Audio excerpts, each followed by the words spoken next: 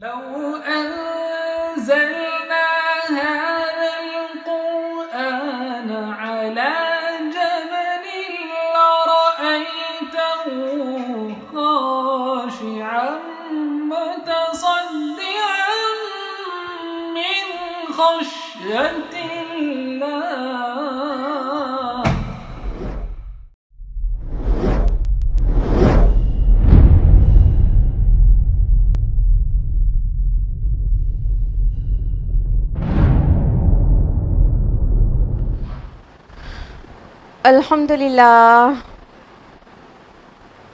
الحمدللہ رب العالمین والصلاة والسلام علی رسولہ الکریم وعلی آلہ واصحابہ اجمعین اما بعد واعوذ باللہ من الشیطان الرجیم بسم اللہ الرحمن الرحیم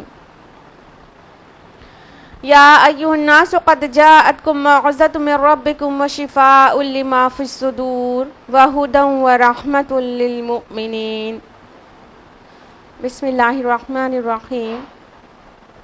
وَلَقَدْ كَرَّمْنَا بَنِي آدَمَ وَحَمَلْنَاهُمْ فِي الْبَرِّ وَالْبَحْرِ. بسم اللہ الرحمن الرحیم. رب اشرح لی صدری ویسر لی امری واحلل عقدۃ من لسانی یفقہوا قولی. اللہم تفقہنا فی القرآن اللہم تفقہنا فی الدین. آمین. درس قرآن مجید میں آپ سبھی کا تہہ دل سے خیر مقدم ہے. السلام علیکم ورحمۃ اللہ وبرکاتہ. سب سے پہلے آپ کی خیریت جاننا چاہیں گے. کیسے آپ سبھی لوگ؟ اللہ رب العالمین سے امید ہے کہ آپ سبھی بخیر و عافیت ہوں گی، اور اللہ تعالیٰ سے دعا ہے کہ آپ سبھی بخیر و عافیت رہیں. اللہ تعالیٰ آپ کی حفاظت کرے، آپ کی صحت کی حفاظت کرے، اور کرونا وائرس کووڈ-19 سے آپ کی حفاظت کرے، اور اللہ تعالیٰ آپ کے اعمال صالحات اور ایمان میں اضافہ کرے. آمین. درس قرآن مجید میں آپ میں سے اکثر لوگوں کو پتہ ہوگا کہ جو سلسلے وار درس قرآن چل رہا ہے وہ ہے سورہ بنی اسرائیل کا، اور سورہ بنی اسرائیل کی آیت نمبر 65 تک ہم لوگوں نے لاسٹ ویک جانا تھا درس قرآن میں. تو آج جو درس پیش کیا جائے گا وہ آیت نمبر 66 to 72 انشاءاللہ پیش کیا جائے گا. تو اس سے پہلے کہ باقاعدہ آج کے درس کا آغاز کیا جائے، پچھلے ہفتے کا ایک کوئک سا ریویژن کر لیتے ہیں تاکہ وہ تسلسل بھی بن جائے اور آپ لوگوں کو ریکال ہو جائے. تو لاسٹ ویک ہم لوگوں نے آیت نمبر 60 سے لے کے 65 تک جانا تھا. تو اب ہم لوگ جانیں گے بہت مختصر میں آیت نمبر 60 سے 65 کا ریویژن. ترجمے سے کام چلائیں گے. آیت نمبر 60 میں تھا اعوذ باللہ من الشیطان الرجیم بسم اللہ الرحمن الرحیم. اور جب ہم آپ سے کہتے ہیں کہ آپ کے رب نے لوگوں کا احاطہ کیا ہوا ہے اور نہیں بنایا ہے ہم نے اس مشاہدے کو جو ہم نے آپ کو دکھایا تھا مگر ایک فتنہ لوگوں کے لیے، اور اس درخت کو بھی جس پر قرآن میں لعنت وارد ہوئی ہے، یعنی زقوم کا درخت. اور ان باتوں سے ہم تو انہیں تنبیہ کرتے ہیں مگر یہ تنبیہ ان کی سرکشی میں ہی اضافہ کیے جا رہی ہے. یعنی اللہ تعالیٰ نے جو طرح طرح سے ان کو تنبیہات کی، وہ اس سے اور زیادہ سرکش اور باغی ہو گئے. آیت نمبر 60 سے 65 میں آدم اور ابلیس کا واقعہ تھا. آیت نمبر 61 میں ہے اور یاد کرو جب ہم نے کہا تھا فرشتوں سے کہ سجدہ کرو آدم کو، تو ان سب نے سجدہ کیا مگر ابلیس نے نہیں کیا. اس نے کہا کہ میں اس کو سجدہ کروں جس کو پیدا کیا تو نے مٹی سے. آیت نمبر 62 میں ہے کہ اس نے مزید کہا کہ ذرا دیکھ تو جس کو تو نے مجھے فضیلت دی ہے، اگر تو مجھے مہلت دے دے قیامت کے دن تک تو میں اس کی پوری نسل کو قابو میں کر کے چھوڑوں گا سوائے بہت تھوڑے سے لوگوں کے. تو ابلیس نے نہیں مانا تھا, اس نے تکبر کیا, انکار کیا, اور تو اور اللہ تعالیٰ سے مہلت مانگی کہ اگر آپ ذرا سی مجھے مہلت دے دیں قیامت کے دن تک تو میں ان سب کو پوری طرح اس کی پوری نسل کو برباد کر کے چھوڑوں گا, ان پر چھا جاؤں گا, ان پر بالکل ڈومینیٹ ہو جاؤں گا. آیت نمبر 63 میں ہے کہ اللہ نے فرمایا جاؤ, یعنی دفع ہو جاؤ, اس میں سے جو کوئی تیری پیروی کریں گے تو یقیناً تم سب کی سزا ہے جہنم, وافر سزا. آیت نمبر 64 میں ہے کہ اور تو پھسلا لے جس پر تیرا بس چلتا ہے ان میں سے اپنی آواز سے, اور چڑھا لا ان پر اپنے سواروں کو اور پیادوں کو, اور شریک بن جا ان کا مالوں میں اور اولاد میں, اور ان سے وعدے کر لے, اور نہیں وعدہ کرتا ان سے شیطان مگر دھوکے کا. تو اللہ تعالیٰ نے مہلت دے دی اور کہا کہ ٹھیک ہے تو اپنی پوری طاقت کے ساتھ ان پر کوشش اپنی کر لے اور ان کا مال اور اولاد میں شریک بن جا, اور ان سے جو چاہے وعدے کر. اور اللہ تعالیٰ نے واضح کیا کہ شیطان کے جتنے وعدے ہیں وہ فریب ہیں, دھوکہ ہے. یہ سب باتیں واضح ہو گئی ہیں. اب ابلیس سے دوستی کرنے کا کوئی پوائنٹ نہیں ہے ہمارے پاس. آیت نمبر 65 میں ہے کہ یقیناً میرے بندوں پر تجھے کوئی اختیار نہ ہوگا اور کافی ہے تیرا رب بطور کارساز. تو اللہ سبحانہ تعالیٰ نے اپنے بندوں کو خاص کر کے بتایا کہ ٹھیک ہے تو کوشش کر لے جتنوں کو بہکانا ہے, لیکن میرے کچھ مخصوص بندے ہوں گے تیری ایک نہیں مانیں گے, اور ان سبھی کے لیے اللہ تعالیٰ کارساز بہت کافی ہے. یہ تھا لاسٹ ویک کا ریویژن آیت نمبر 65 تک کا, 60 سے لے کے 65 تک کا. اور اب ہم لوگ آیت نمبر 66 آنورڈز تفصیل میں جانیں گے آج انشاءاللہ. اعوذ باللہ من الشیطان الرجیم, بسم اللہ الرحمن الرحیم. آیت نمبر 66 ہے ربکم الذی یزجی لکم الفلک فی البحر لتبتغوا من فضلہ. تمہارا رب وہ ہے جو چلاتا ہے تمہارے لیے کشتیوں کو سمندر میں تاکہ تم اس کا فضل تلاش کرو. انہ کان بکم رحیما, یقیناً وہ تم پر بہت ہی رحیم ہے. اب اللہ رب العالمین یہاں پر اپنا فضل یاد دلا رہے ہیں انسانوں کو, پوری انسانیت کو, آدم کی اولاد کو, کہ وہ اللہ ہی تو ہے جو تمہارے لیے کشتیوں کو سمندر میں چلاتا ہے, یعنی مسخر کر دیا تمہارے لیے کشتیوں کو کہ وہ سمندر میں چل سکیں اور تم اس پر سفر کر سکو اور فضل تلاش کر سکو. دیکھیے جو بات پھر گئی ہے وہ توحید کی طرف پھر گئی ہے. وہیں سے تو شروع ہوئی تھی نا کہ توحید کی طرف بلایا جا رہا تھا اور یہ بدک رہے تھے. تو بیچ میں آدم اور ابلیس کا واقعہ بتا کر واضح کر دیا گیا کہ جو تم توحید سے ڈیویٹ ہو رہے ہو اور ہمارے رسول کی نافرمانی کر رہے ہو اس کی کچھ بھی وجہ نہیں ہے سوائے اس کے کہ تم ابلیس نے جو پرومس کیا تھا نا اسی کے پھیر میں تم آ گئے ہو. یعنی ابلیس کی اور اولاد ابلیس سے تم نے دوستیاں کر لی ہیں جو تم کو بہکا رہا ہے کہ تم رسول کی نہیں مانو اور توحید پر نہیں چلو اور فالس گاڈز اینڈ گاڈیسز کے جال میں پھنسے رہو اور اللہ تعالیٰ سے دور ہو جاؤ. تو اللہ تعالیٰ اب اپنے انعامات, اپنے جو فضائل ہیں وہ یاد دلا رہا ہے تاکہ کبھی ڈرا کر انسان کو حق کی طرف بلایا جاتا ہے تو کبھی اس کو فضائل یاد دلا کر اللہ تعالیٰ اپنی نعمتیں یاد دلا کر اپنی طرف پلٹانا چاہتا ہے. تو یہاں پہ ایک بہت بڑی نعمت کا اللہ تعالیٰ ذکر کر رہا ہے جو یوزولی لوگ سوچتے نہیں ہیں. اللہ تعالیٰ تو بہت ساری نعمتیں ہم پر کرتا ہے لیکن ہم لوگ غور نہیں کرتے. وہ ہر وقت ہر لمحہ ہم لوگ ہزار اللہ تعالیٰ کی نعمتوں سے متمتع ہوتے رہتے ہیں اور ہزار کہنا بھی ایک لمٹ اس کو کر رہا ہے. ان گنت نعمتوں سے فیضیاب ہوتے رہتے ہیں ہر لمحہ لیکن سوچتے نہیں ہیں. تو اللہ سبحانہ و تعالیٰ نے قرآن حکیم میں ہم کو مطلب دعوت فکر بھی دی ہے کہ سوچو, تم دیکھو, آنکھیں کھولو, دیکھو اور یہ نعمتیں اللہ تعالیٰ نے تم پر کر رکھی ہیں. تو یہاں پہ کون سی نعمت کا ذکر ہو رہا ہے کہ سمندر میں جو سفر کرنا ممکن ہو سکا ہے تمہارے لیے, اس نعمت کا ذکر ہو رہا ہے کہ اللہ تعالیٰ فرما رہے وہی اللہ ہی تو ہے تمہارا رب جو چلاتا ہے تمہارے لیے کشتیوں کو سمندر میں تاکہ تم اس کا فضل تلاش کر سکو.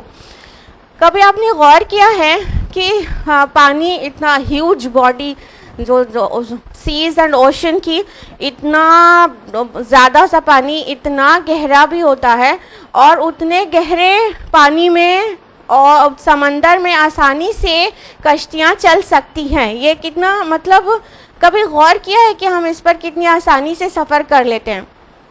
کشتیاں سمندر میں کیسے چلتی ہیں؟ اس کے لیے تھوڑا سا فزکس کی طرف آتے ہیں ہم لوگ. جو فزکس جنہوں نے پڑھ رکھی ہے یا جو ابھی بھی فزکس کے اسٹوڈنٹس ہیں ان کو بات آسانی سے سمجھ میں آ جائے گی, لیکن میری کوشش رہے گی کہ آپ سبھی کو سمجھ میں آئے. تو اب کیا چیز ہے جو سمندر کے اوپر یا پانی واٹر باڈی میں کوئی چیز فلوٹ کر سکتی ہے اور کوئی چیز سوئم کر سکتی ہے اور بغیر ڈوبے, جبکہ کچھ چیزیں ڈوب جاتی ہیں. تو اس کے لیے آرکیمیڈیز پرنسپل اگر آپ نے پڑھا ہو تو وہ کیا ہے کہ جب بھی کوئی چیز کسی لیکوڈ میں پارشلی یا تو کمپلیٹلی امرس ہوتی ہے, ڈوبی ہوئی ہوتی ہے, ڈوبتی ہے, تو اس کے بھار میں کمی آ جاتی ہے اور اس کے بھار میں آئی ہوئی کمی اس کے تھرو جو واٹر باہر کیا جاتا ہے, الگ کیا جاتا ہے, ڈسپلیس کیا جاتا ہے, اس کے برابر ہوتی ہے. اس واٹر ڈسپلیسڈ واٹر کے بھار کے برابر ہوتی ہے جو کمی اس کے بھار میں آئی ہوتی ہے ڈوبنے سے. اب تھوڑا کنفیوز ہو گئے نا آپ لوگ؟ سب کو سمجھاتے ہیں انشاءاللہ.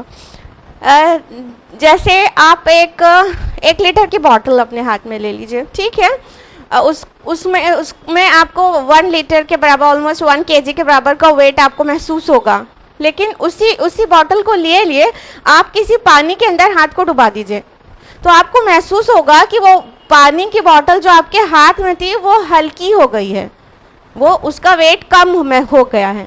تو یہ جو اس کا ویٹ میں جو کمی آئی نا, تو وہ اس پانی کے برابر ہوتی ہے جو آپ نے ہاتھ کو بوٹل کے ساتھ پانی کے اندر ڈالا تو تھوڑا واٹر ڈسپلیس ہوا. وہ واٹر لیول اگر مان لی بکٹ میں ڈالا تھا آپ نے تو بکٹ کا واٹر لیول رائز ہو جائے گا نا, اور اگر فل بکٹ تھی تو پانی اوور فلو ہو جائے گا. تو جو پانی باہر نکلتا ہے, جو ڈسپلیسڈ واٹر ہے, جو اس سے اوور فلو ہوتا ہے یا تو اس کا واٹر لیول رائز ہو جاتا ہے, تو یہ ڈسپلیسڈ واٹر کا جو بھار ہوتا ہے اس کے اندر آئے بھار کی جو ہیوی باڈی آپ نے ہاتھ میں لی ہے بوٹل, اس میں جو بھار میں کمی محسوس ہوئی ہے دونوں برابر ہوتا ہے. یہ آرکیمیڈیز پرنسپل ہے. ہم آپ کو یہ کیوں بتا رہے ہیں؟ کیونکہ یہ جو بھار میں جو کمی ہوتی ہے اس کی وجہ سے بتا رہے ہیں. جب کوئی بھی چیز پانی میں ڈالی جاتی ہے تو اس کے بھار میں جو کمی ہوتی ہے وہ اوپر کی طرف لگنے والے ایک فورس کی وجہ سے ہوتی ہے, اور یہ اوپر کی طرف لگنے والا ایک جو فورس ہے وہ کیا کہتا ہے؟ بوئنٹ فورس کہلاتا ہے. ٹھیک ہے, بوئنٹ فورس, بوئنسی اسی کو کہتے ہیں کہ نیچے سے پانی سے اوپر کی طرف ہر ایک چیز میں جو چاہے سرفیس پہ تیر رہی ہو, چاہے آدھی ڈوبی تیر رہی ہو, چاہے ایون پوری امرسڈ ہو واٹر کے اندر, پوری طرح سے ڈوبی ہوئی ہو, اس کے اوپر ایک فورس لگتا رہتا ہے.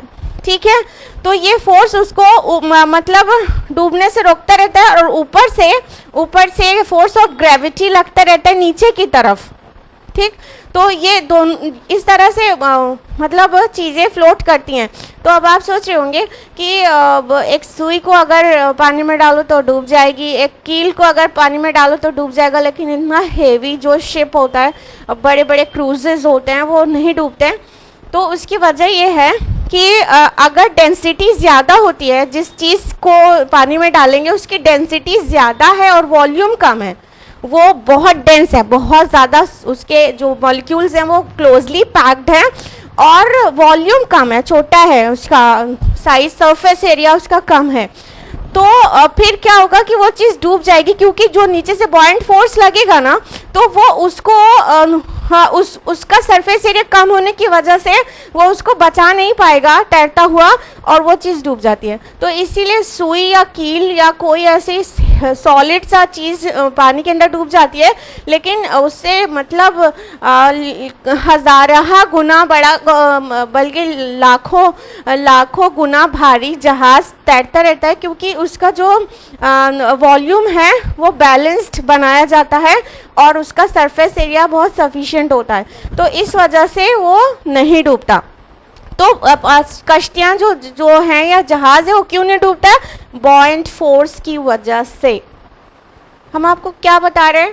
اگر اللہ تعالیٰ نے بوائنٹ فورس جیسی چیز نہیں بنائی ہوتی، بوائنسی جیسا کوئی کانسیپٹ نہیں ہوتا جس کو آرکیمیڈیز نے پہچان لیا اور بعد میں جتنے فزسسٹ ہیں ان سب نے پہچان لیا، تو یہ جہاز کبھی بھی نہیں چل سکتے تھے پانی میں، یہ کشتیاں کبھی بھی موو نہیں کر سکتی تھی پانی میں، ہر ایک چیز ڈوب جاتی.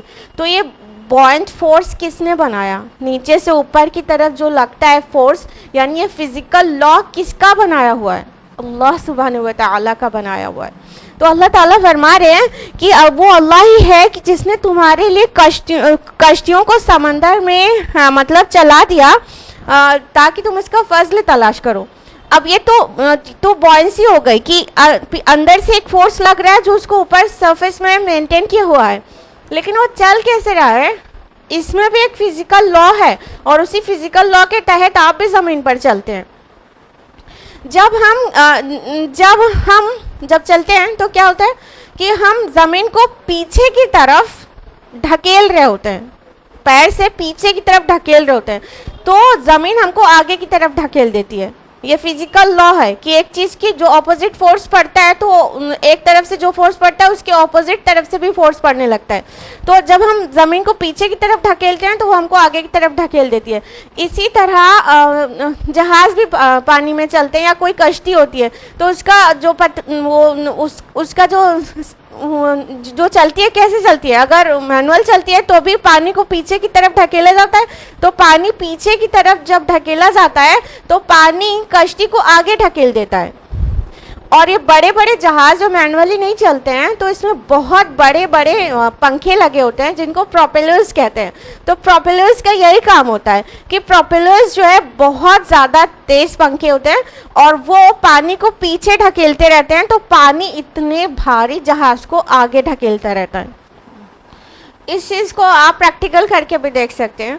کوئی ایک بہت وزنی سا پتھر یا کوئی بھاری سی چیز کو اٹھا کر آپ دور پہ پھینکیے، تو جب آپ اس بھاری چیز کو دور پر، مان لیجیے پتھر ہے، اس کو دور پر پھینکیں گی تو آپ کیا محسوس کریں گے کہ جیسے کسی چیز نے آپ کو بھی پیچھے ڈھکیل دیا. ایسا محسوس ہوتا ہے نا؟ بھاری چیز کو جب سامنے کی طرف پھینکو تو خود بھی تھوڑا سا پیچھے دھکا سا محسوس ہوتا ہے. یہی وہ اپوزٹ فورس ہے. تو اسی فزیکل لا کے تحت، اسی طبعی قانون کے تحت انسان زمین پر بھی چلتا ہے اور کشتیاں اور بڑے بڑے جہاز چلتے ہیں سمندر میں بھی. تو اللہ سبحانہ و تعالیٰ اپنی اس نعمت کو یاد دلا رہا ہے کہ وہ تمہارا رب ہے جو تمہیں چلاتا ہے کشتیوں کو سمندر میں تاکہ تم اس کا فضل تلاش کرو. اب اس کے فضل سے مراد یہاں پر کیا ہے؟ صرف فضل کو روزی نہ سمجھیے گا، روزی بھی بالکل مراد ہے، نمبر 1 پر ہے. فضل اللہ تعالیٰ رزق کو کہتا ہے بہت جگہ پر قرآن حکیم میں کہ وابتغوا من فضل اللہ، اور تلاش کرو اپنے رب کا فضل. تو یہ روزی کو رزق کو بھی کہا جاتا ہے. تو اس طرح ہم سمندر میں سفر کر کے بہت اپنا رزق تلاش کرتے ہیں. دیکھیں اب سی فوڈ کا اتنا بڑا بزنس ہوتا ہے نا، اتنا اینول ریونیو ہے سی فوڈ کا. تو سی فوڈ کے ذریعے بھی انسان جو ہے کماتا ہے اور ایک جگہ سے دوسری جگہ جاتا ہے سمندر کا سفر کر کے، بڑے بڑے بڑے بڑے بزنس کرتا ہے، اور ساتھ میں وہ کسی اور مقصد کے لیے بھی سفر کرتا ہے اور وہ مقصد بھی اس کا حل ہوتا ہے. تو یہ ساری چیز اللہ تعالیٰ کا فضل ہے کہ اللہ تعالیٰ نے مطلب سمندر کو مسخر کر دیا، کشتیوں کو مسخر کر دیا کہ انسان موو کر سکے، زمین پہ تو چل ہی سکے، پانی کے اوپر بھی سفر کر سکے. تو اس طرح انسان کتنا مطلب اپنا طرح طرح کے بزنسز کر سکتا ہے. اور آج کل دیکھیے کروز کا کتنا بڑا بزنس ہے کہ پورے جو ماڈرن ڈے جو کروز ہیں وہ دیکھیں ایک دم 5 اسٹار 7 اسٹار فیسلٹیز سے ویل اکوپڈ ہوتے ہیں، اور وہاں کتنے شاندار ہوٹل کی طرح رومز ہوتے ہیں اور سوئمنگ پول ہوتا ہے اور نہ جانے کیا کیا. تو وہ اس سے کمایا جا رہا ہے. اور ایک کنٹری دوسرے کنٹری کی طرف जो जितने सारे गुड्स बेचती है, इंपोर्ट और एक्सपोर्ट का जो बिज़नेस है वो किसी और सफ़र से हो ही नहीं सकता सिवाय समुद्री सफ़र के। जितना गुड्स एक एक जगह से दूसरी जगह ट्रांसपोर्ट होती है, तो उतने मतलब बड़ा इंपोर्ट और एक्सपोर्ट का बिज़नेस चल रहा है ये पूरे समुद्री सफ़र के ज़रिए। तो इसमें बहुत बड़ा अल्लाह ताला का फ़ज़ल तो रिज़्क़ की शक्ल में है बेशक व शुबा। तो अल्लाह ताला उसको नेमत को याद दिला रहा है। उसके अलावा भी बहुत सारे फ़ज़ल हैं कि इंसान के इल्म में इजाफ़ा होता है। जब इंसान सफ़र करता है तो उसके इल्म में इजाफ़ा होता है। जब इंसान सफ़र करता है तो कभी रिश्तेदारों से मिलने की गर्ज से या किसी दूसरों से ताल्लुक़ कायम करने और रिलेशन इस्टेब्लिश करने की वजह से करता है, तो वो भी अल्लाह का फ़ज़ल है। तो उससे भी मतमत्ता होता है इंसान, उससे भी फ़ायदा उठाता है। और साथ ही यहाँ पर जो साइंस और टेक्नोलॉजी और नॉलेज का एक्सफोलिएशन है जो वो भी मुराद है अल्लाह ताला का फ़ज़ल, उससे भी वो भी फ़ज़ल है अल्लाह ताला का। क्योंकि इंसान जब मतलब साइंस के मैदान में से कितना आगे बढ़ जाता है। लाइक इब्न माजिद जो कि एक बहरी सयाह यानी एक बहुत बड़े नेविगेटर थे। 15th सेंचुरी में ये इन्होंने बहुत बड़ा समुद्री सफ़र कर रखा था पूरी दुनिया का। और आपको जानकर हैरानी होगी कि ये मतलब मुस्लिम साइंटिस्ट और मुस्लिम नेविगेटर्स और मुस्लिम मैथमेटिशियन ये सबसे आगे होते थे, ये इमाम होते थे साइंस के 15th-16th सेंचुरी तक। दूसरों वेस्टर्नर्स के भी ये इमाम होते थे।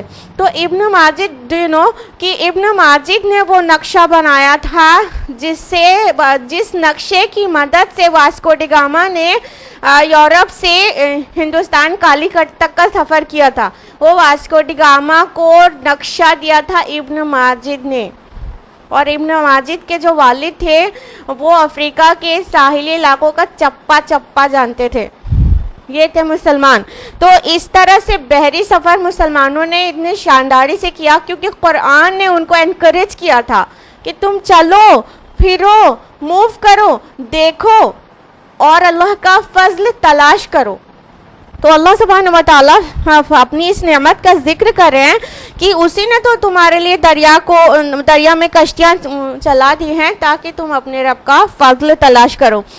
एक चीज़ और अनअवॉइडेबल है मेंशन करना, वो ये कि जैसे मज़ाहिब होते हैं तो वहाँ पर गोशा नशीनी बहुत है कि मतलब अल्लाह ताला के करीब होना है तो गोला खींच के इबादत करो और दुनिया को छोड़ दो, तर्क दुनिया किए बगैर ऊपर वाले से ताल्लुक़ कायम नहीं हो सकता।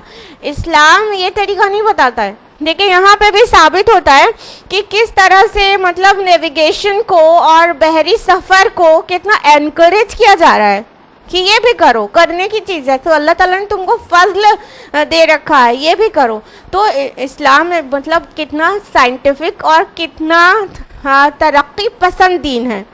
ये गोशा नशीनी नहीं सिखाता है, ये तरक्की करना सिखाता है।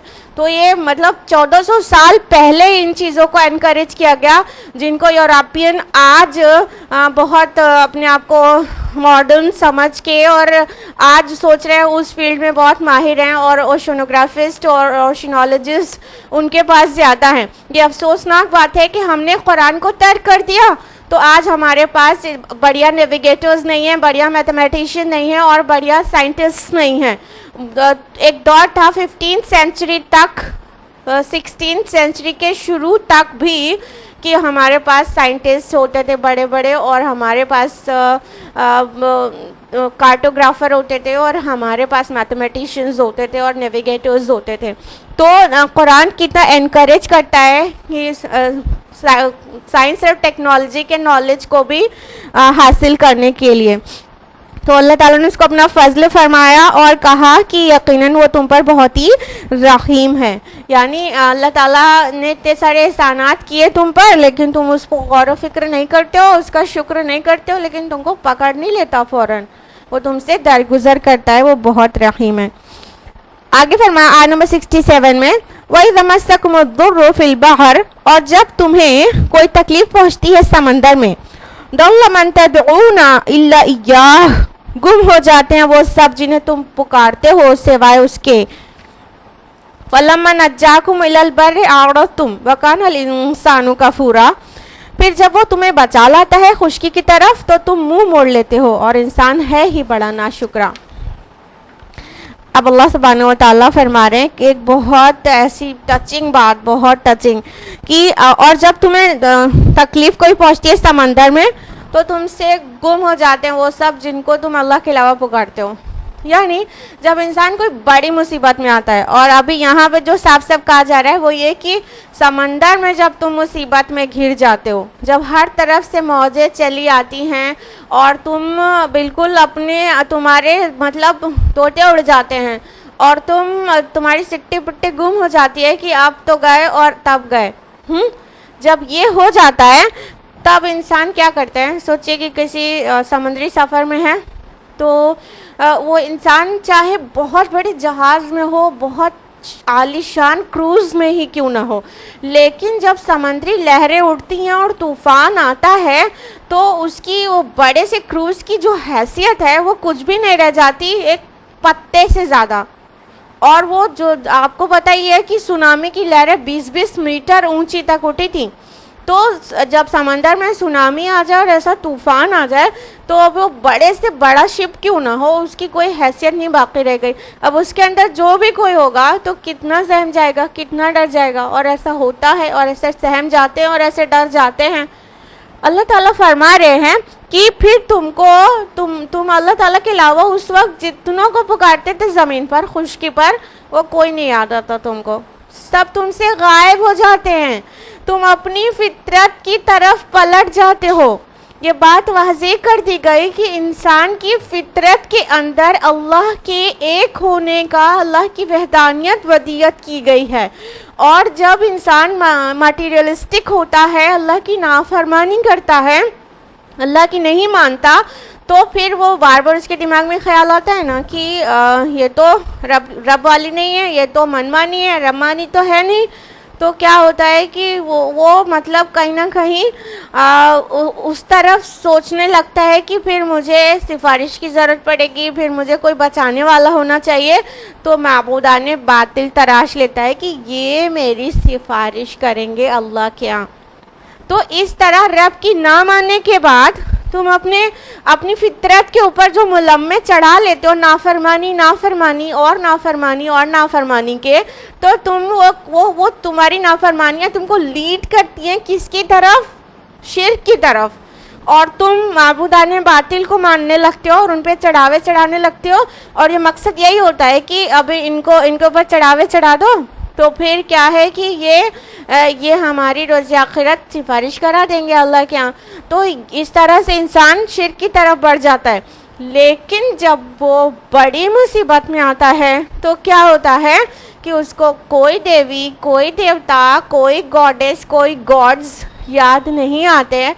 वो सिर्फ़ और सिर्फ अल्लाह को पुकारता है और कहने लगता है कि बस अब अल्लाह ही बचा सकता है। उस वक्त सारा जो खुराफात रहती है, यानी वो जो फितरत के ऊपर ये मुलम्मे चढ़ा लिए थे ना, वो जो गुनाहों के पर्दे इतने सारे चढ़ा लिए थे ना, वो गुनाहों के जो पर्दे वो फितरत पे से उतरने लगते हैं। तो फिर हकीकत में तौहीद की आवाज़ आने लगती है और तौहीद फिर अल्लाह ताला को फिर पुकारने लगता है इंसान कि अल्लाह पाक आप हमको बचा लीजिए। अगर आपने हमको नहीं बचाया, आप ही बचा सकते हैं। अगर आपने हमको छोड़ दिया इसी हाल में तो हम तो आज डूब जाएंगे। तो ये इंसान को कब महसूस होता है, जब बड़ी मुसीबत में आता है। तो इससे एक वाक़या याद आता है ना, इक्रमा बिन अबू जहल रज़ी अल्लाहु अन्हु, वो फ़तह मक्का के बाद भाग निकले थे। वहाँ से मक्का से निकलकर वो हबशा की तरफ सफ़र में थे और एक कश्ती में सवार हुए और ईमान नहीं ला रहे थे और भाग रहे थे। तो कश्ती एक बहुत बड़े तूफ़ान में घिर गई। तो यही बात आई, हकीकत हाल जो अल्लाह ताला बयान कर रहे हैं कि फिर तुम्हारे सारे माबूदाने बातिल तुमसे गुम हो जाते हैं। तो यही बात पेश आई, जितने लोग भी कश्ती में बैठे हुए थे सब लोग एक अल्लाह को पुकारने लगे कि या अल्लाह बचा ले, और कहने लगे कि बस अल्लाह ही बचा सकता है। تو حضرت اکرمہ رضی اللہ عنہ ذہین تھے، انہوں نے سوچا کہ جب اس سمندر میں اللہ کے علاوہ کوئی نہیں بچا سکتا تو کیا عقل کی بات ہے کہ خشکی پہ اللہ کے علاوہ کوئی بچا سکتا ہے، اور یہی تو محمد دعوت دے رہے ہیں صلی اللہ علیہ وسلم۔ ان کو بات سمجھ میں آ گئی، انہوں نے اللہ تعالیٰ سے دل میں پرومس کیا کہ یا اللہ پاک اگر آپ نے آج مجھے بچا لیا تو میں خشکی پر اترتے ہی جا کے محمد کے ہاتھ میں ہاتھ دے کر اسلام قبول کر لوں گا۔ اللہ تعالیٰ نے ان کی سن لی اور ان کو زندگی بخشی، اور انہوں نے واقعتاً خشکی پر پہنچتے ہی رسول اللہ صلی اللہ علیہ وسلم کے ہاتھ پر جا کر اسلام قبول کر لیا، اور ایک بہت بڑے سولجر ثابت ہوئے اسلام کے، اور کتنی پھر انہوں نے جنگیں لڑی اور شہید ہو گئے۔ تو جنگ یرموک میں ان کی شہادت ہو گئی۔ تو اس طرح ایک بہت بڑے مطلب صحابی رسول ہیں حضرت اکرمہ، جو ابھی تک نہیں مان رہے تھے، اور اسی سچویشن نے ان کو توحید پہ لا دیا۔ سبحان اللہ۔ تو اگر کوئی ہدایت لینا چاہے تو اس سچویشن پہ بھی لے سکتا ہے، لیکن ہوتا کیا ہے، نارملی کیا ہوتا ہے کہ لوگ فطرت کی نہیں سنتے، اندر کی آواز نہیں سنتے، تو کیا کرتے ہیں کہ جب وہاں پہ دعا کر رہے ہوتے ہیں اور پھر جب اللہ تعالیٰ انہیں بچا لیتا ہے تو اللہ تعالیٰ فرماتے ہیں کہ خشکی کی طرف تو تم جب پہنچ جاتے ہو تو منہ موڑ لیتے ہو، اور انسان ہے ہی بہت بڑا ناشکرا۔ اللہ اکبر۔ مطلب انسان جب اتنی مصیبت میں گھرا ہوا تھا تو اس کے سارے معبودان باطل اس سے گم ہو گئے تھے، اور اس کو کچھ بھی یاد نہیں تھا، اللہ اللہ اللہ اللہ کرنے لگا تھا۔ اور ہمیں سے ہر کوئی یہ کرتا ہے کہ بڑی مصیبت میں جب آتا ہے تو سوائے اللہ تعالیٰ کے اور کوئی یاد نہیں رہتا، سراؤنڈنگ کا احساس نہیں رہتا۔ لیکن جو لوگ یہ کرتے ہیں کہ جب اللہ مصیبت سے نکال لیتا ہے تو آ کے پھر ناشکری کرنے لگتے ہیں، یعنی اللہ تعالیٰ کو شکرانہ کرنے کے بجائے وہ جو نذرانے ہیں وہ غیر اللہ کی طرف چڑھانے لگتے ہیں، تو سوچئے کہ آپ کے رب کو کیسا محسوس ہوتا ہوگا۔ تو اللہ تعالیٰ فرما رہے انسان ہے ہی ناشکرا۔ یہ کل کے کل انسان کی بات نہیں ہے، یہ اکثر انسان کی بات ہے۔ یہاں انسان سے مراد کل نہیں ہے، لیکن اکثر انسان ایسے کرتے ہیں، اور بہت تھوڑے ہی ہوتے ہیں جو شکر گزار ہوتے ہیں۔ تو چونکہ زیادہ تر انسان ایسا ناشکری کرتے ہیں، اب اس کو صرف بحری سفر تک ہی مت مطلب محدود کریے گا، ایسے بھی اس کو تصور کریے کہ عام طور پر انسان بھی کوئی بڑی مصیبت میں آ جاتا ہے، جیسے مان لیجئے کسی کے گھر میں کوئی بہت شدید بیمار ہو گیا، ٹھیک ہے، تو اب وہ 5 وقت کی نمازیں بھی جس کو توفیق نہیں ہوتی تھی کہ دن میں 5 بار نمازیں پڑھے، وہ تہجد گزاری بھی کرنے لگتا ہے، اور ہر وقت زبان پہ اذکار رہتے ہیں، اور اللہ تعالیٰ سے خوب دعائیں کرتا ہے، ایک دم چمٹ جاتا ہے اللہ تعالیٰ سے، اور اللہ تعالیٰ بس اس کو اچھا کر دیجیے۔ مان لیا کسی کا ہسبینڈ بیمار ہے یا کسی کی والدہ بیمار ہے، تو ایک دم پریشان ہو کر اللہ تعالیٰ کی طرف انسان لپکتا ہے اور خوب دعائیں کرتے ہیں، اللہ پاک بس ان کو اچھا کر دیجیے، پھر ہم ہمیشہ آپ کی شکر گزاری کریں گے اور یہ کریں گے اور وہ کریں گے، اور کبھی نمازیں نہیں فوت ہوں گی، اور کبھی ناشکری نہیں کریں گے، اور کبھی بہت سارے پرومسز کر ڈالتے ہیں، بس اللہ پاک میری یہ دعا قبول کر لے۔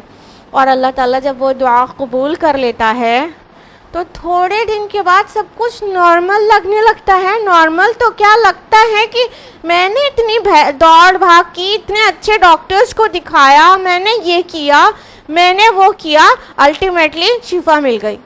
اسی کو کہتے ہیں ناشکری۔ اللہ تعالیٰ اسی کو کہہ رہے ہیں، انسان ہے ہی بڑا ناشکرا۔ امیجن کیجئے کہ کسی کی بیٹی کا نکاح نہیں ہو رہا ہے، ہاں، ماں بہت پریشان ہے، روتی ہے، خوب پریشان رہتی ہے، خوب راتوں کو اٹھ کے دعائیں مانگتی ہے، یا اللہ پاک میری بیٹی کا رشتہ ہو جائے کسی طرح، یا اللہ پاک اس کا رشتہ ہو جائے، میں آپ کا بہت شکرانہ کروں گی، ٹھیک ہے، خوب چمٹ کے اللہ تعالیٰ سے دعا کرتی ہے۔ وہ ایک کائنڈ آف مصیبت ہی ہوتی ہے اس کے لیے جب تک اس کی بیٹی کا نکاح نہیں ہو رہا ہوتا۔ پھر کیا ہوتا ہے، اللہ تعالیٰ سن لیتا ہے، ایک اچھا قابل قبول رشتہ بھیج دیتا ہے، پھر وہ رشتہ طے ہو جاتا ہے۔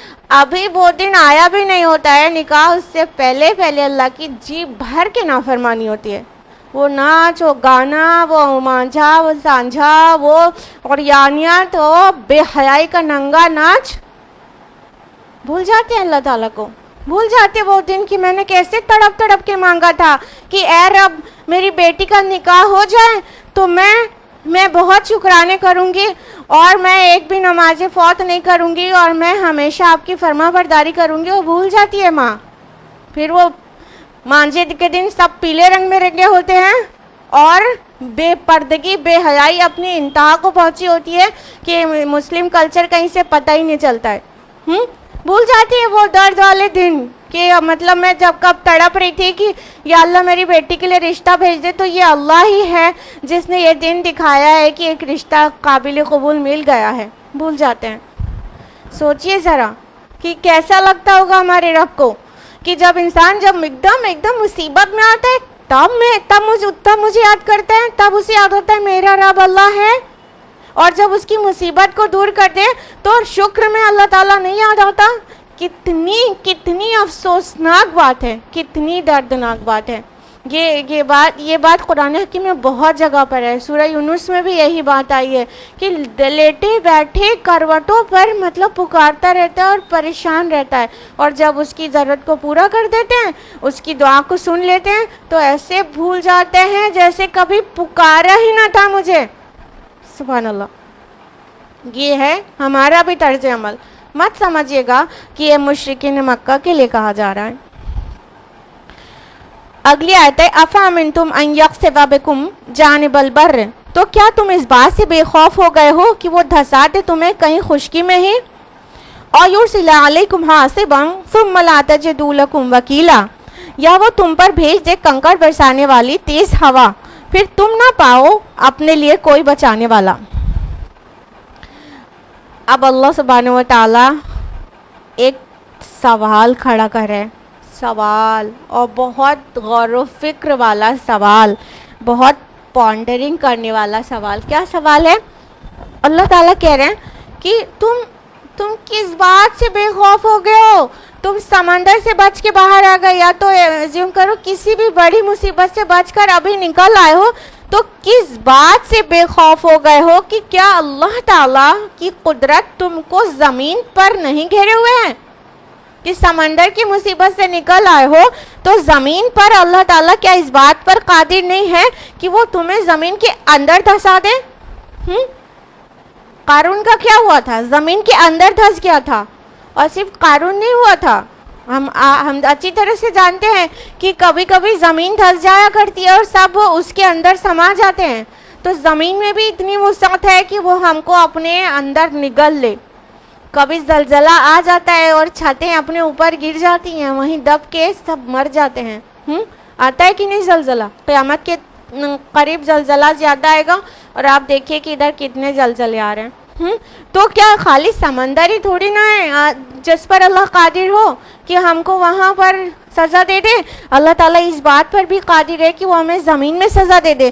تو اللہ تعالیٰ کویسچن ریز کر رہا ہے, ایک کویسچن جو پونڈرنگ کے لائق ہے, کہ اللہ تعالیٰ کہہ رہے ہیں کہ کیا تم اس بات سے بے خوف ہو گئے ہو کہ وہ تمہیں دھسا دے زمین میں اور خشکی پر جب تم بر میں پہنچ گئے ہو. بر اور بر دونوں ایک ہی روٹ کا ورڈ ہے. بر مینس خشکی ہوتا ہے اور بر مینس نیکی ہوتا ہے. دونوں کا ریلیشن کبھی سوچا ہے؟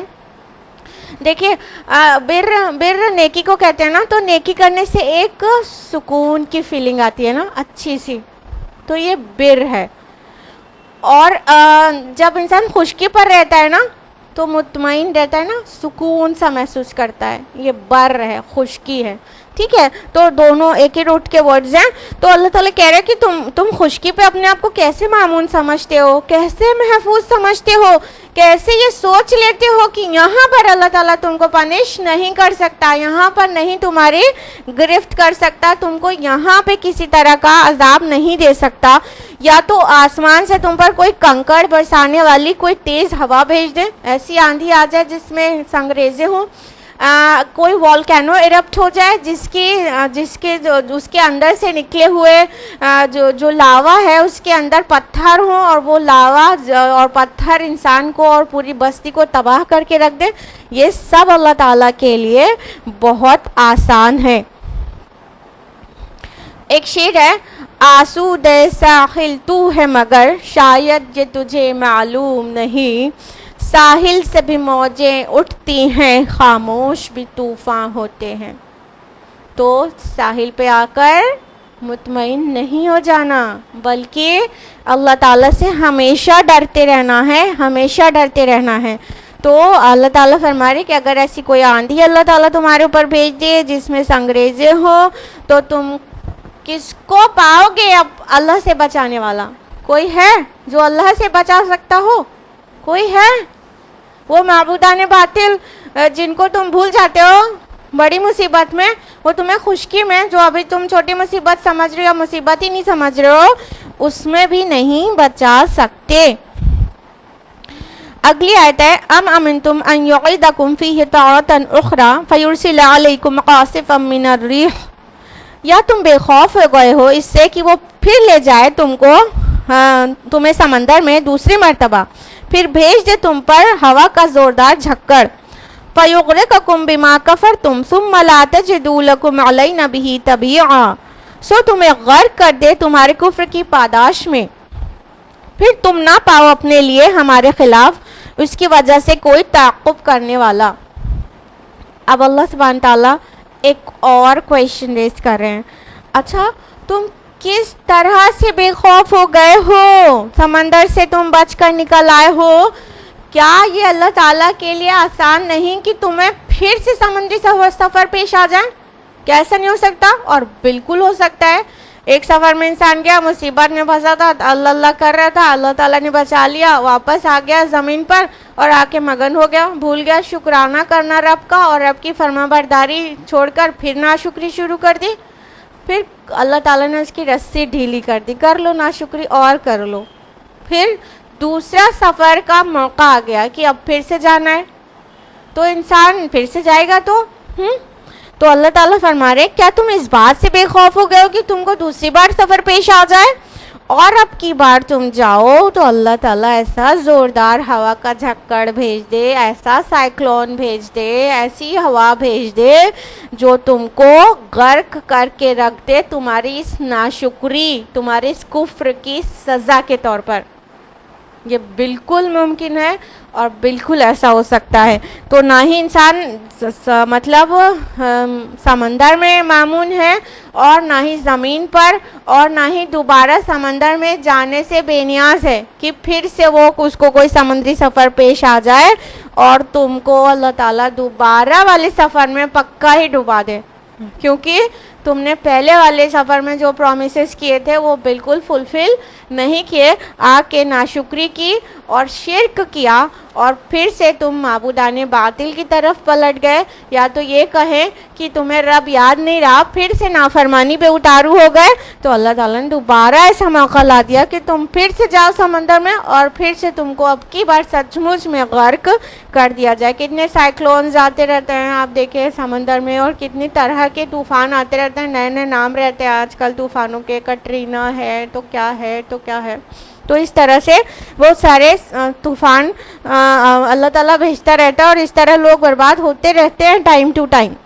तो अल्लाह ताला फरमा रहे हैं कि फिर तुम ना पाओ, मतलब अल्लाह ताला के ख़िलाफ़ तुम कोई को ना पाओगे कि उसका ताक़ुब कर सके, यानी अल्लाह ताला से कोई बासपुर्स नहीं कर सकता कि ए रब तूने ये क्यों किया, ना ही कोई वकालत कर सकता है कि ए रब मेरे क्लाइंट को आपने क्यों पनिश कर दिया। ना ना ना ना, अल्लाह ताला से कोई पूछने वाला नहीं है, कोई सवाल करने वाला नहीं है, कोई बचाने वाला नहीं है, और कोई अल्लाह के ख़िलाफ़ पैरवी करने वाला नहीं है कि जैसे एक वकील लेके उससे पैरवी कराते हैं अपने हक़ में, तो ऐसा कोई वकील ना पाएंगे कि जो अल्लाह के ख़िलाफ़ पैरवी करे। तो ये सोचने वाली बातें हैं जो रब की तरफ पलटाती हैं। गौर करे इंसान, कुरान में कैसा खोल खोल कर अल्लाह ताला ने बयान कर दिया है। अगर इंसान गौर करे तो कितनी शुक्रगुजारी करे, कितनी शुक्रगुजारी करे। वइन तउद्दु नेमतल्लाहि ला तुहसूहा, अगर तुम अल्लाह की नेमतों को गिनना चाहो तो गिन नहीं सकते। तो अल्लाह ताला की नेमतों को काउंट करें और कभी काउंट कर नहीं सकते, تو الٹیمیٹلی یہ تو ہوگا نا کہ شکر کریں. ساری زندگی بھی سجدے میں گزار دے تو شکر کا حق تو نہیں ادا ہو سکتا, لیکن ایٹ لیسٹ جتنا شکر کر سکتے ہیں اتنا تو کریں. اور شکرانہ یہ بھی ہے کہ نافرمانی سے بچیں, یہ عملی شکر ہے, نافرمانی سے بچیں, اللہ تعالیٰ کے کو ڈس اوبے کرنے سے بچیں, اس کے احکام کی خلاف ورزی کرنے سے بچیں. یہ عملی شکر ہے اور سب سے اہم شکر ہے. وَلَقَدْ كَرَّمْنَا بَنِي آدم, اور ہم نے بڑی عزت بخشی ہے اولاد آدم کو. وَحَمَلْنَاهُمْ فِي الْبَرِّ وَالْبَحْرِ, اور ہم اٹھائے پھرتے ہیں انہیں خشکی اور سمندر میں. وَرَزَقْنَاهُمْ مِنَ الطَّيِّبَاتِ وَفَضَّلْنَاهُمْ عَلَىٰ كَثِيرٍ مِّمَّنْ خَلَقْنَا تَفْضِيلًا, اور ہم نے انہیں پاکیزہ چیزوں سے رزق عطا کیا اور انہیں فضیلت دی اپنی بہت سی مخلوق پر, بہت بڑی فضیلت. اور یہ بہت اہم آیت آ گئی ہے. اللہ تعالیٰ فرما رہے ہیں کہ ہم نے ہر بنی آدم کو عزت بخشی ہے, ہم نے سارے اولاد آدم پر کرم فرمایا ہے. یعنی آدم کی جو بھی اولاد ہے, تمام نوع انسانی, پوری کی پوری نوع انسانی, وہ سب کیا ہے؟ مکرم ہے, معزز ہے. اللہ تعالیٰ نے اس کو عزت بخشی ہے. تو چاہے وہ امریکہ کا ہو, چاہے افریقہ کا, چاہے گورا ہو, چاہے کالا, چاہے انگریزی بولتا ہو, چاہے فارسی بولتا ہو, چاہے اعلیٰ ذات کا جس کو کہتے ہو وہ ہو, چاہے جس کو تم ادنا ذات کا کہتے ہو وہ ہو, چاہے کس بھی سلسلے سے بلونگ کرتا ہو, کس بھی خاندان سے بلونگ کرتا ہو, کیسا بھی ہو, ہر بنی آدم کو اللہ تعالیٰ نے مکرم بنایا ہے, معزز بنایا ہے, سب کو عزت بخشی ہے اور اس کو بہتوں پر فضیلت دی ہے. اللہ تعالیٰ نے فرمایا سورہ نمبر 95 آیت نمبر 4 میں نا, کہ ہم نے مطلب انسان کو بہترین سانچے میں پیدا کیا ہے نا, بہترین مولڈ میں, بیسٹ آف مولڈز میں اسے پیدا کیا ہے, کہ لَقَدْ خَلَقْنَا الْإِنسَانَ فِي أَحْسَنِ تَقْوِيمٍ, کہ ہم نے بے شک انسان کو بہت ہی خوبصورت سانچے میں پیدا کیا ہے. تو دیکھیے کہ اللہ تعالیٰ نے آدم کو اور اولاد آدم کو کتنا حسین اور کتنا شاندار بنایا ہے. چوپائے 4 پیروں پر چلتے ہیں اور منہ سے کھا لیتے ہیں. انسان 2 پیروں پر چلتا ہے, ہاتھ سے تہذیب سے کھاتا ہے, ہاں, اور وہ مطلب اس کی عقل ہے, وہ سمجھتا ہے, وہ صحیح غلط کا فرق کر سکتا ہے, جو ساری مخلوق اللہ کی نہیں کر سکتی ہے. تو بہت طرح سے اللہ تعالیٰ نے بنی آدم کو مکرم, معزز, بہتر اور بہت خاص بنایا ہے. فرمایا کہ ہم اٹھائے پھرتے ہیں انہیں خشکی اور سمندر میں. یعنی پھر سے وہی بات دیکھیے سملر آ رہی ہے کہ اللہ تعالیٰ نے انسان کو ایسا بنایا ہے کہ وہ زمین پر چل بھی سکتا ہے اور سمندر پر بھی سفر کر سکتا ہے. ابھی جو ہم نے آپ کو آیا نمبر 66 کے انڈر میں ڈیٹیلز بتائی ہے, اس کو پھر سے ریکال کریے کہ کس طرح سے انسان زمین پر اپنے قدم بڑھاتا ہے تو وہ چل سکتا ہے, جو گویا زمین ہم کو اٹھائے ہوئی ہے, اٹھائے ہوئی ہے. اسی طرح سمندر پر وہ کشتی میں, جہازوں میں سوار ہو کر ایک جگہ سے دوسری جگہ جا سکتا ہے, مطلب سمندر بھی اسے اٹھائے ہوا ہے. اب یہ جو زمین کا اٹھایا جانا, سمندر کا اٹھایا جانا اللہ کی طرف سے ہے نا. اللہ تعالیٰ ہی نے تو زمین کو بچھا دیا اور سمندر کو اور کشتیوں کو مسخر کر دیا کہ وہ ہمیں اٹھائے ہیں. تو اللہ تعالیٰ خود اپنے لیے منسوب کر رہا ہے اس بات کو کہ ہم اٹھائے پھرتے ہیں اس کو سمندر اور خشکی میں. وہ اللہ ہے جس نے وہ فزیکل لاز بنائے ہیں جس کی وجہ سے ہم زمین اور سمندر پر چل پھر سکتے ہیں. تو وہ اللہ تعالیٰ ہم کو اٹھائے ہوا ہے, اللہ تعالیٰ ہم کو اٹھائے ہوا ہے. کبھی غور کریے اور شکر کریے. فرمایا کہ اور ہم نے انہیں پاکیزہ چیزوں سے رزق عطا کیا. تو اللہ تعالیٰ نے ہم لوگوں کو کتنی پاک اور عمدہ اور کھانے پینے کی کتنی اعلیٰ چیزیں دی ہیں.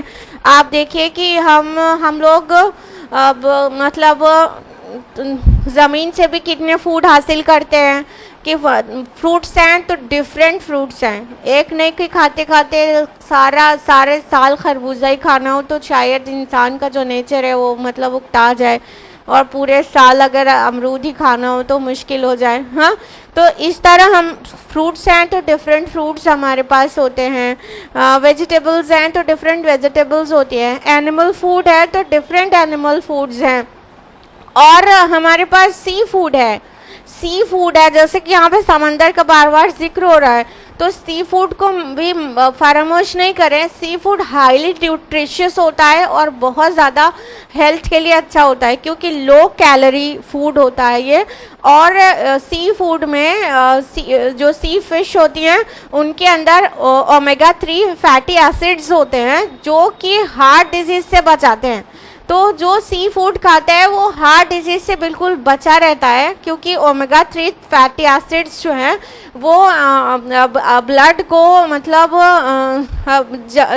جمنے سے اور اس کیپیلریز میں فیٹ جمنے سے روکتے ہیں. تو اس طرح سے ہارٹ ڈیزیز کا خطرہ ایک دم منیمائز ہو جاتا ہے سی فوڈ سے. تو اس طرح اومیگا 3 فیٹی ایسڈز اللہ تعالیٰ کی نعمت ہے سی فوڈ کے اندر. اور سب طرح کے اناج ہیں اور نہ جانے کیا کیا, یہ اللہ تعالیٰ ان کو طیبات کہتا ہے. کتنے پاکیزہ رزق ہم نے دیا. اب دھیان رہے کہ اللہ تعالیٰ کے سارے رزق سے فائدہ اٹھانا ہے لیکن جینے کے لیے کھانا ہے, کھانے کے لیے نہیں جینا ہے. مطلب کچھ لوگ ہوتے ہیں کہ ٹھیک ہے اللہ تعالیٰ کے رزق سے فائدہ اٹھا رہے, دیا ہے اللہ تعالیٰ نے ڈفرینٹ تو مطلب کھانے کے لیے جینے لگتے ہیں. بالکل کھانا ہی ان کے لیے فرسٹ پریورٹی ہوتا ہے, اور اس کو اچھے سے اچھا کھانے کے لیے وہ اللہ تعالیٰ کی نافرمانی بھی کر سکتے, رشوت بھی لے سکتے, چوری بھی کر سکتے, ڈاکہ زنی بھی. تو یہ نہیں, کیا ہے اللہ تعالیٰ نے جو طیبات دیا ہے اس کو طیب طریقے سے حاصل بھی کرنا ہے. تو یہ اللہ تعالیٰ پاکیزہ رزق اس کو کہتا ہے جو بذات خود پاکیزہ ہو, اللہ تعالیٰ نے اس کو حلال کیا ہو لیکن حلال طریقے سے اس کے حاصل بھی کرنا ہے, تب جا کے وہ پاکیزہ رہے گا آپ کے لیے. اور فرمایا کہ ہم نے انہیں فضیلت دی ہے, وَفَضَّلْنَاهُمْ عَلَىٰ كَثِيرٍ مِّمَّنْ خَلَقْنَا تَفْضِيلًا, اور ہم نے فضیلت دی ہے اسے بہت بڑی فضیلت بہت ساری مخلوق پر. دیکھیں یہاں پر عَلَىٰ كَثِيرٍ مِّمَّنْ خَلَقْنَا آیا ہے کہ بہت ساری مخلوق پر, یہ نہیں آیا ہے کہ ساری مخلوق پر, کل نہیں آیا ہے, کثیر آیا ہے. ٹھیک ہے, تو جو زیادہ صحیح مطلب دین ہے جو کہ علامہ زمخشری بھی کہتے ہیں کہ یہ کہنا مناسب نہیں ہے کہ انسان اشرف المخلوقات ہے. اشرف المخلوقات جو فریز ہے وہ نہ ہی قرآن میں ہے اور نہ ہی کسی بھی حدیث میں ہے. تو صحیح دین ہے وہ یہ کہ بہت ساری مخلوق پر اللہ تعالیٰ نے انسان کو, اولاد آدم کو فضیلت دی ہے, ساری مخلوق پر نہیں. کیونکہ یہ سب سے مناسب جگہ تھی کہ یہاں پہ یہ بات آ جاتی کہ انسان کو دنیا کی ساری مخلوق پر ہم نے فضیلت دی ہے. اب بتاؤ انسان کا کیا حال ہوتا اگر اللہ پاک یہ کہتا یا ہوتا یہ بات سچی اور یہ کہہ دیتا تو انسان ایسے ہی اتنا تکبر کرتا ہے, ایسے ہی اپنے کو پتہ نہیں کیا سمجھتا ہے, اپنے برابر کسی کو نہیں سمجھتا, پھر وہ سوچتا کہ ہمارے جیسی تو شان ہی کسی کی نہیں ہے پوری دنیا میں کسی بھی مخلوق کی, تو کتنا کبر اس کو لاحق ہو جاتا ہے, اعوذ باللہ. تو بہرحال یہ نقطہ سمجھنے والا ہے. جو اکثروں کو غلط فہمی رہتی ہے کہ انسان اشرف المخلوقات ہے, بیسٹ آف دا کریشنز ہے. کہیں پہ بھی قرآن اور حدیث میں best of the creations word اشرف المخلوقات یا افضل المخلوقات الفاظ نہیں آئے ہیں. جو آئی ہے بات وہ سب سے مناسب جگہ یہ ہے کہ یہاں پہ مینشن ہوتی, لیکن یہاں پر بھی کیا مینشن ہوا ہے کہ ہم نے بہت ساری مخلوق پر فضیلت دے رکھی ہے. تو اللہ تعالیٰ نے انسان کو بہت ساری نون مخلوق پر فضیلت دے رکھی ہے. کیا پتہ کچھ مخلوق ایسی بھی ہوں جو انسان سے افضل ہوں اور ہماری نالج میں نہیں ہے. اور کچھ اسکالرز کی اوپینین ہے کہ جبریل, میکائیل, اسرافیل یہ انسان سے افضل ہیں. تو بہرحال فرشتوں کا سجدہ کرائے تو کیا تھا آدم کے اندر روح پھونکنے کے بعد, لیکن یہ اللہ ہی بہتر جانتا ہے کہ اللہ تعالیٰ کی نظر میں سب سے افضل مخلوق کون سی ہے. یہ صرف اللہ تعالیٰ جانتا ہے, اور قرآن اور حدیث سے ہمیں پتہ نہیں چلتا ہے कि इंसान अशरफुल मखलूक़ात है, वो बेस्ट ऑफ द क्रिएशंस है, बल्कि क्या पता चल रहा है, बहुत सारी मखलूक पर फजीलत है। तो हम लोग के अराउंड बहुत सारे मतलब ऐसे मखलूक है अल्लाह ताला की जो जिस पर फजीलत हमारी वाज़े है। भाई चौपाए हैं, परिंदे हैं, और ये पहाड़, ये हवाएं, और ये नदी नाले, ये सारी मखलूक पर इंसान को फजीलत नज़र आती है कि इंसान के अंदर है, कि वो सोच है, उसकी फ़िक्र है, अक्ल है, उसको मतलब वो सही गलत की तमीज़ कर सकता है, उसके पास इल्म है। तो ये चीज़ें इंसान के पास हैं। तो इन तमाम जो नॉन मखलूक हमारे अराउंड है उनमें तो अफजल नज़र आता है बेशक व शुबा, लेकिन इससे ये बात साबित नहीं होती कि वो अफजलुल मखलूक़ात, अशरफुल मखलूक़ात है। आयत नंबर 71 में फरमाया, यौम नदउ कुल्ला उनासिम बिइमामिहिम, जिस दिन हम बुलाएंगे तमाम इंसानों को उनके सरदारों के साथ। फमन ऊतिया किताबहु बियमीनिही फउलाइका यक़रऊना किताबहुम वला युज़लमूना फतीला, तो जिसको दिया जाएगा उसका आमाल नामा उसके दाहिने हाथ में, तो ऐसे लोग पढ़ेंगे अपने नामा आमाल को और उन पर जुल्म ना किया जाएगा धागे के बराबर।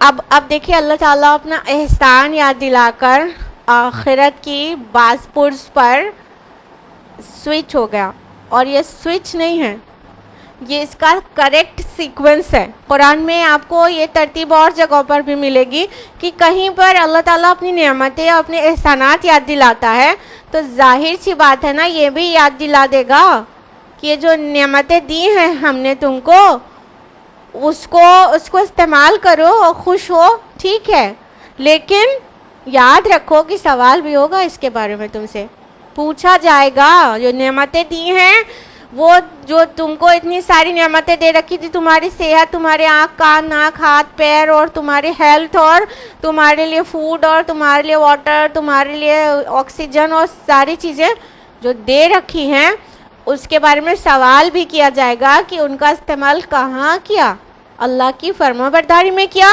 कि रब की नाफरमानी में किया, सवाल भी किया जाएगा। तो देखिए उसकी अगली आयत ये आ गई है कि आखिरत के मुतालिक कि जिस दिन हम बुलाएंगे तमाम इंसानों को उनके सरदारों के साथ। यहाँ पे एक फरमाया भी इमामिहिम, उनके सरदारों के साथ। अब इमाम जो लफ्ज़ यहाँ पर आया है इसमें मुख्तलिफ आरा हैं और सब एक साथ भी मुराद हो सकती हैं। कुछ कहते हैं कि इमाम से यहाँ पर मुराद है सरदार यानी लीडर्स से, कुछ कहते हैं कि यहाँ सरदार से मुराद है किताब शरीयत जैसे हमारे लिए कुरान, कुछ कहते हैं कि यहाँ पर इमाम से मुराद है जो इंसान का नामे आमाल है, वो जो आमाल नामे की जो किताब है डीड्स बुक ऑफ डीड्स, वो मुराद है। तो ये बहरहाल ये तीनों भी मुराद हो सकती है, क्योंकि इसमें मज़ाक़ा नहीं कि इंसान अपने अपने इमाम अपने अपने लीडर के साथ खड़ा होगा। ये कुरान हकीम में दीगर मकामात से बिल्कुल वाज़े है, जैसे कि फरमाया सूरह निसा सूरह नंबर 4 आयत नंबर 41 में, फ़कैफ़ इज़ा जिअना मिन कुल्लि उम्मतिन बिशहीद व जिअना बिका अला हाउलाइ शहीदा, बस क्या हाल होगा तुम्हारा उस वक्त जब हम हर उम्मत में से एक गवाह खड़ा करेंगे और ए नबी सल्लल्लाहु अलैहि वसल्लम हम आपको इनके खिलाफ गवाह बना कर लाएंगे। तो यहाँ पर ये जो गवाह है ये नबी है और ये इमाम वही है कि हर उम्मत के साथ एक गवाह एक इमाम होगा। तो हर उम्मत का नबी उसके साथ होगा और अच्छे लोगों का लीडर अच्छा लीडर उनके साथ होगा, बुरे लोगों का बुरा लीडर उनके साथ होगा, फिरौनियत करने वाले लोगों का लीडर फिरौन होगा और हक़ की तरफ बुलाने वाले दायान जो हैं वो लीडरशिप करेंगे अपने पैरोकारों की जो हक़ पर चले उनके कहने पर। बहरहाल तो यहाँ पे वो इमाम लीडर भी मुराद हो सकते हैं। और कौन सी अजीब बात है कि उसी वक्त नामा अमाल भी तो दिया जाएगा, तो जो बुक ऑफ डीड्स है वो भी इमाम की हैसियत से वहाँ पर होगी। तो ये दोनों चीज़ भी एक साथ भी मुराद हो सकती है, कोई हर्ज की बात नहीं है अगर एक से के अलावा ऑल थ्री को भी हम समझ लें कि है मुराद।